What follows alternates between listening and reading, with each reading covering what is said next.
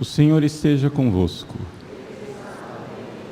Proclamação do Evangelho de Jesus Cristo segundo Marcos. Naquele tempo, os apóstolos reuniram-se com Jesus e contaram tudo o que haviam feito e ensinado. Ele lhes disse: Vinde sozinhos para um lugar deserto e descansai um pouco. Havia de fato tanta gente chegando e saindo que não tinham tempo nem para comer. Então foram sozinhos de barco para um lugar deserto e afastado. Muitos os viram partir e reconheceram que eram eles. Saindo de todas as cidades, correram a pé e chegaram lá antes deles. Ao desembarcar, Jesus viu uma numerosa multidão e teve compaixão, porque eram como ovelhas sem pastor. Começou, pois, a ensinar-lhes muitas coisas. Palavra da salvação.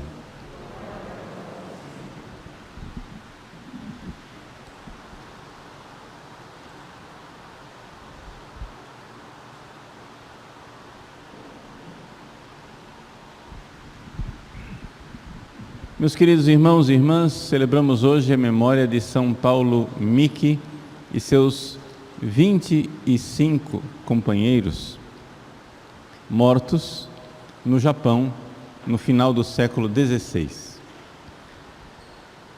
O Japão foi evangelizado pelo próprio São Francisco Xavier e, com o início da evangelização feita pelos jesuítas, logo depois pelos franciscanos, no século XVI já havia 500 mil de católicos no Japão.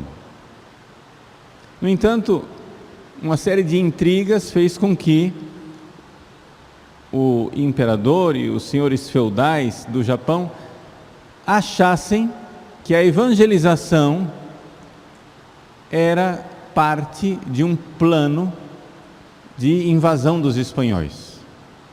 Ou seja, primeiro os espanhóis mandavam os evangelizadores, quando todo mundo ficava católico, eles iam lá e invadiam o país para tomar conta do país politicamente.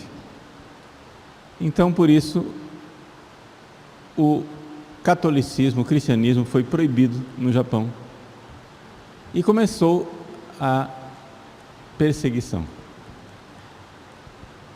Os primeiros mártires foram estes gloriosos mártires de Nagasaki. Como é que aconteceu?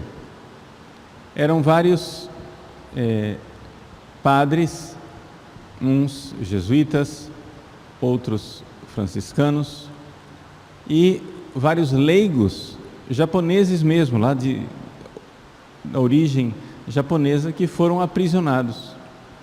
E então pensaram os perseguidores: se nós fizermos bastante crueldade com eles e levarmos uma longa viagem de infâmia e de vergonha para depois matá-los, isso daí vai fazer com que as pessoas fiquem com medo e não queiram mais ser cristãos. Então, eles aprisionaram esses católicos em Kyoto, que na época era a capital, e levaram por 800 quilômetros em carroças, num cortejo macabro, onde todos eles tinham sido cortados a orelha esquerda, com maus tratos, xingamentos, etc., achando que aquilo iria fazer com que os japoneses desistissem de ser católicos. O que acontece, no entanto, é que aquilo foi um cortejo triunfante. Nas várias vilas e lugares onde passavam aqueles confessores da fé, as vilas que tinham populações católicas acolhiam em triunfo e os animavam e diziam: perseverem na fé, vocês irão morrer por Cristo, que alegria! E eles mesmos, muito alegres de dar a vida por Jesus e de sofrer tudo aquilo por Jesus. Quando chegaram finalmente a Nagasaki. Quando chegaram a Nagasaki, mandaram construir as cruzes onde eles seriam crucificados. E se juntaram os fiéis católicos. Uma multidão de 4.000 pessoas para assistir o martírio daqueles santos. E aquilo foi um problema de segurança, porque daqueles 4.000 católicos que estavam lá para assistir o martírio, vários alegremente se ofereciam para ser martirizados juntos com eles. Então os guardas tinham uma dificuldade de executar os prisioneiros, matá-los, mas impedir que uma multidão quisesse morrer junto. Porque eles queriam morrer com Cristo, morrer por Cristo. E pode tudo isso parecer loucura, mas na verdade não é, porque o que é loucura mesmo é nós não querermos a mesma coisa. Nós é que somos loucos.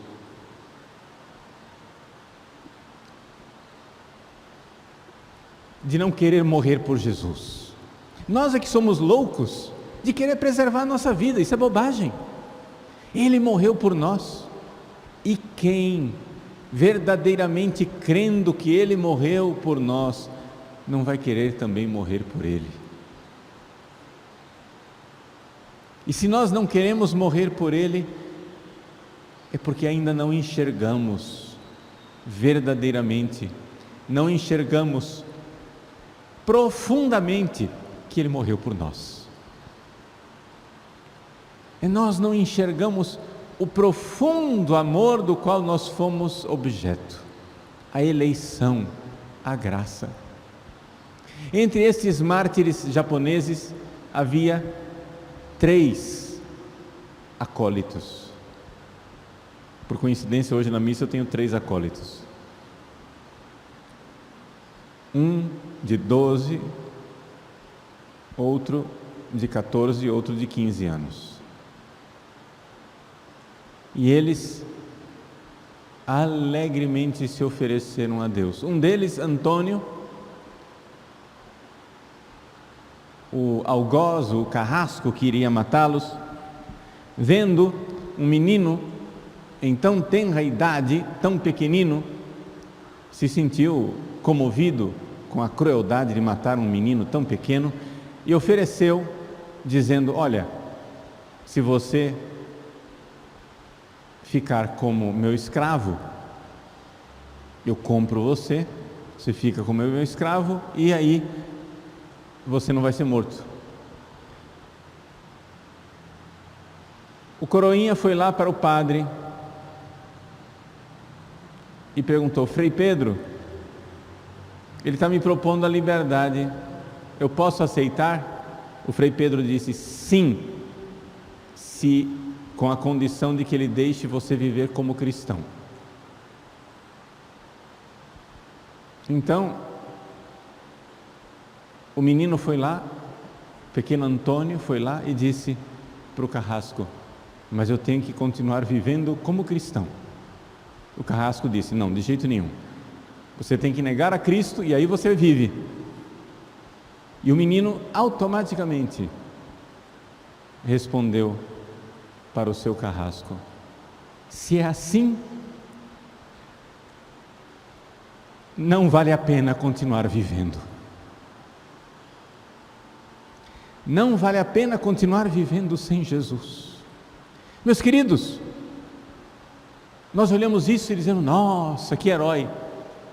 E de fato, é heróico. Mas se nós não enxergamos que não vale a pena viver sem Jesus, nós somos uns tolos. Sem Jesus, a vida não tem sentido. Esta vida sem Jesus não tem sentido nenhum, zero. porque falta tudo. Se falta Jesus, falta tudo. E se falta Jesus, também sobra tudo. Tudo sobra, porque nada faz sentido. Aquilo que você tem está sobrando.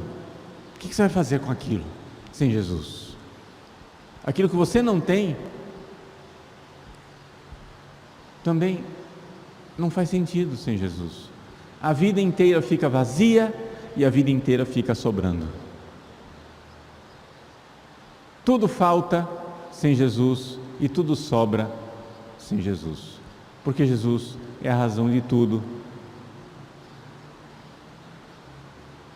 Aqueles santos mártires erguidos na cruz, na colina dos mártires em Nagasaki, começaram então, crucificados, a cantar. Uns cantavam o Te Deum, outros cantavam o Glória, outros faziam orações, transpassados de alegria, porque iriam ver Jesus. E todos de repente começaram a dizer os nomes de Jesus e Maria, porque eles iriam ver Jesus e Maria.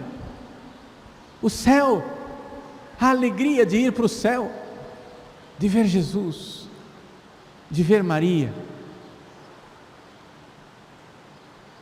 E então, vendo aquele espetáculo, os carrascos começaram a passar de cruz em cruz, torturando-os com lanças e transpassando, até que finalmente todos morreram. Os corpos ficaram ali expostos durante dias, e todos incorruptos. Passaram-se meses e os cadáveres não se corrompiam. Naquela colina, logo os cristãos começaram a fazer peregrinação.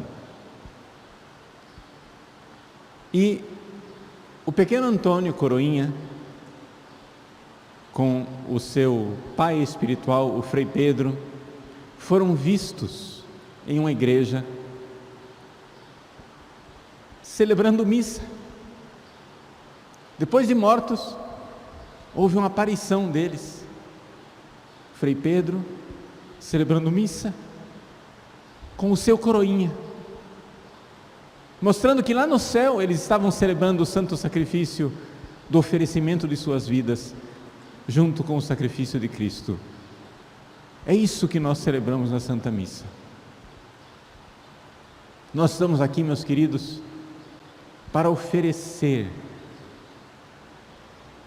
o sacrifício de Cristo e com ele oferecer o nosso sacrifício e dizer que a nossa vida não tem sentido.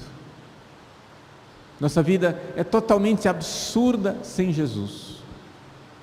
E dizer junto com o pequeno Antônio, se é para viver sem Jesus, não vale a pena viver, porque sem Jesus falta tudo e ao mesmo tempo sobra tudo. Nada tem sentido.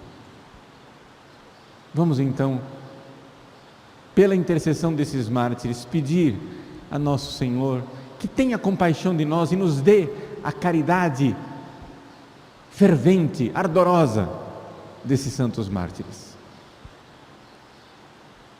A morte desses gloriosos mártires de Nagasaki essas mortes não ficaram sem fruto. Anos depois, recrudesceu a perseguição contra os cristãos. E a Igreja do Japão pôde oferecer a Deus a glória de mais de 37 mil cristãos mortos, martirizados por amor a Jesus. Os mártires de hoje foram as primícias de 37 mil gloriosos mártires que hoje no céu intercedem por nós, para que nós também tenhamos a alegria de dar nossas vidas por Cristo. Peçamos a Deus essa caridade, esse amor que vem do alto, que vem do céu, que não seja em vão.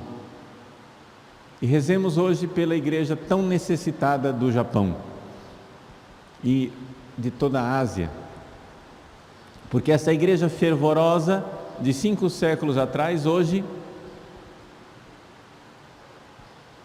vai combalida, difícil. No Japão há poucas conversões, os católicos vão envelhecendo e, infelizmente, a ideologia do indiferentismo religioso tomou conta dentro da própria igreja.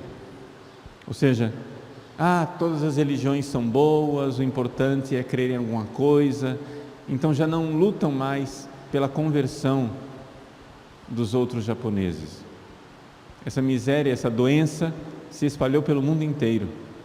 Rezemos pela igreja do Japão, para que Deus faça reaparecerem as conversões numerosas, e então essa gloriosa igreja possa oferecer novamente a Deus o amor e a caridade que Deus infunde no coração dos seus fiéis.